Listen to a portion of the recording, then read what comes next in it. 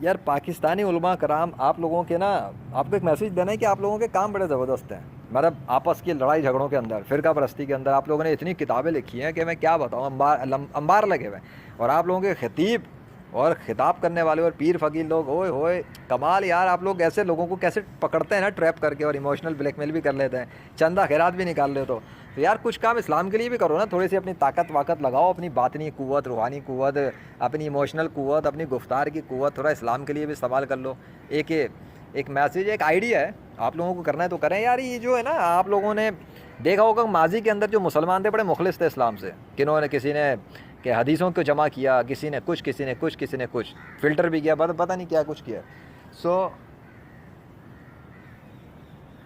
اچھا، تو بھائی انہوں نے اپنی قصے کا کام کر دیا، محنت کر لی، چلے گئے۔ اس کے بعد آج 21ویں صدی میں بہت سارے ایتھسٹ اٹھتے ہیں، کتابیں اٹھاتے ہیں، حدیثوں کی کتابیں اٹھاتے ہیں، اور حدیثوں کے اندر سے وہ ایسی ایسی حدیثیں نکال کے لاتے ہیں، کہتے ہیں کہ جی یہ دیکھو حدیث میں یوں ہے، یوں ہے، یوں ہے۔ پھر آپ کے جو ہے نا بہت سارے قاری، مولوی، مفتی جو مرتد ہو چکے ہیں، وہ کیونکہ جواب نہیں دے پاتے تو ان کی سٹی گم ہو جاتی ہے۔ آپ سے اتنی گزارش ہے بھائی، اپنے علم کو استعمال کریں، جو پچھلے لوگوں نے کام کیا وہ ٹھیک ہے، ہم اس پہ نہیں کہہ رہے، ہم کہہ رہے ہیں اس کو امپروو کرو۔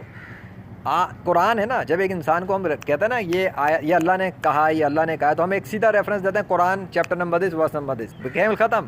ہمیں پتہ ہے یہ بات سچ ہے، اس میں شک کی گنجائش نہیں، قرآن میں لکھا ختم۔ ہاں ترجمے میں کوئی ڈنڈی مار سکتا ہے، پر عربی ویسا ہی ہے۔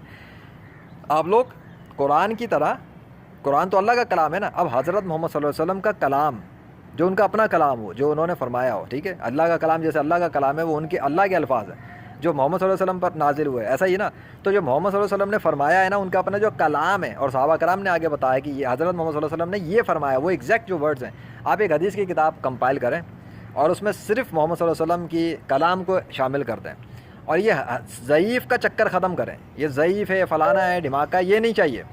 بس یہ جو اس کتاب کا ریفرنس ہونا چاہیے پوری یونیورسل، پورے ورلڈ کے لیول پر، بھائی حدیث ہے، چیپٹر نمبر 10 ورس نمبر 10، ختم۔ وہ حدیث کی کتاب کی بات ہو رہی ہے، ٹھیک ہے، آپ کوئی اور ٹرم نکالنا چاہیں دیٹس فائن، لیکن پوری دنیا کے مسلمانوں کو پتہ ہونا چاہیے کہ یہ حدیث کی کتاب سے فلاں ہے۔